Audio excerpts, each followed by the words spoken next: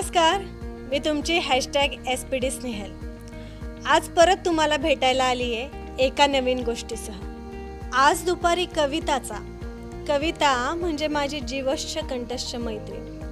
तिचा फोन आला, म्हणाली भेटूयात का. मी म्हटलं चालेल, भेटूयात. मी आमच्या नेहमीच्या हक्काच्या भेटण्याच्या जागी गेले. जरा लवकरच पोहोचले का कुणास ठाऊक, पण कवितेचा हसरा सुंदर चेहरा माझ्या डोळ्यासमोरून गेला. कविता, देवाने हिला बनवताना सगळे गुण सढळ हाताने हिच्यातच टाकले की काय, इतकी शंका येण्या इतपत सर्व गुण संपन्न. जितकी मोहक तितकीच मर्यादाशील, जितकी धाडसी तितकीच संयमी, जितकी हजरजबाबी तितकंच शब्दांचं महत्त्व जाणणारी. अगदी सगळं कसं बॅलन्स. इतक्यात कविता आली. पाण्याचा घोट घेत घेत म्हणाली, सचिनला काल रात्री ॲडमिट केलंय. सचिन म्हणजे तिचा नवरा. मला शॉकच लागला.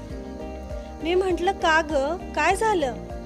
ती म्हणाली, रात्री रिक्षाने डॅश दिलाय, पाय मोडलाय त्याचा आणि डॉक्टरांनी ऑपरेशन करायला सांगितलंय. मी डोक्याला हात लावला. आयुष्यात सगळंच कसं चांगलं असेल ना, थोडा है थोडे की जरूरत है, असं काहीचं कविताचं. मी म्हटलं आता तुला सुट्टी टाकून सगळं करायला लागेल. मी नाही करणार. कविता पटकन बोलली. तिच्या चेहऱ्यावरचा ठामपणा माझ्यासाठी नवीनच होता. काल रात्रीच मी सगळ्यांना सांगितलंय मी यावेळी काहीही करणार नाही.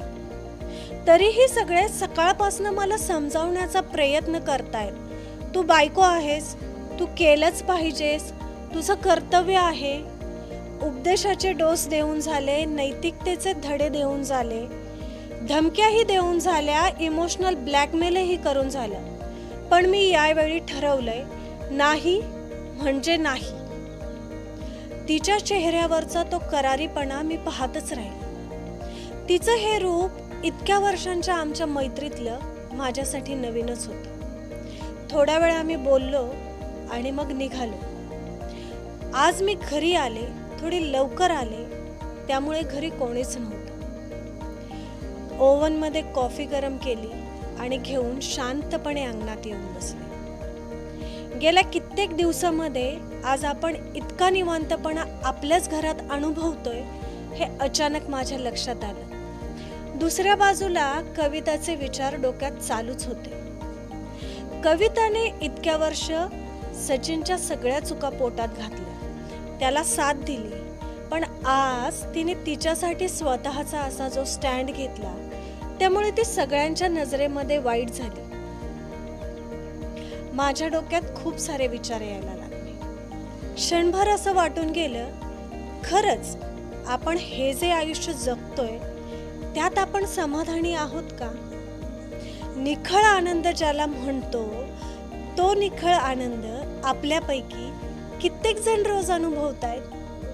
लाईफस्टाईल, स्टँडर्ड, कर्तव्य, जबाबदाऱ्या या सगळ्या गोष्टींखाली आपण आपल्याच आतला आवाज दाबलाय का.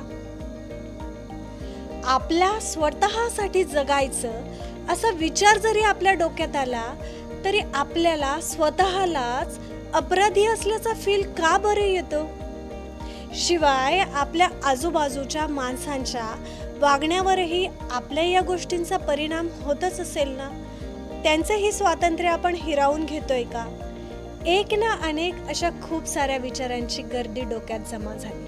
मग असं वाटायला लागलं की गेली 40 वर्ष झाले आपण आपलं आयुष्य आपल्या बुद्धीप्रमाणे प्लॅन करतोय, पण नशिबाचे जे काही बाउन्सर्स आहेत ते येतातच की, आणि आपणही त्यांना हिट करतोय, एकतर सिक्सर किंवा आउट म्हणून. आपणच भावनांच्या या निरर्थक व्यापामध्ये आपल्याला स्वतःला गुंतवून ठेवले. संसार करता करता परमार्थ कसा करायचा याचे धडे आपल्या संतांनी शेकडो वर्षांपूर्वी आपल्याला देऊन ठेवले, पण स्वतःला हुशार प्राणी समजणाऱ्या आपण मात्र ते सगळं विसरून गेलेलो आहोत. एका सुप्रसिद्ध हिंदी सिनेमातल्या डायलॉग प्रमाणे कितना भी कुछ ट्राय कर लो कुछ ना कुछ छूटेगा ही.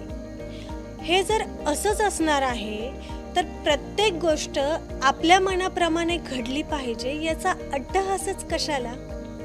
स्वतःच्या जबाबदाऱ्या सांभाळून स्वतःसाठी थोडासा वेळ काढता येतो आणि तो आपण काढलाच पाहिजे. त्याचबरोबर आपल्या आजूबाजूच्या माणसांना देखील त्यांचा वेळ दिला पाहिजे. शेवटी मोकळ्या आकाशात फिरायला प्रत्येक पक्षाला आवडतं नाही का. मी माझ्या जबाबदाऱ्या इथून पुढे पार पाडेनच, पण ओझं म्हणून नाही. जबाबदाऱ्या पार पाडताना मी माझा स्वतःचा आनंद शोधेल आणि माझ्या माणसांनाही त्यांचा आनंद शोधून देईल. छोट्या छोट्या गोष्टींमध्ये अडकून न पडता एका नवीन दृष्टिकोनाने स्ट्रेस फ्री आयुष्य जगण्याचा मी प्रयत्न करेन. नवीन वर्षासाठी मी तरी हा संकल्प केला. बघा तुम्हाला पटतंय का. मी म्हणते एकदा ट्राय करून बघायला काय हरकत आहे, नाही का. नवीन वर्षाच्या तुम्हा सगळ्यांना खूप खूप शुभेच्छा.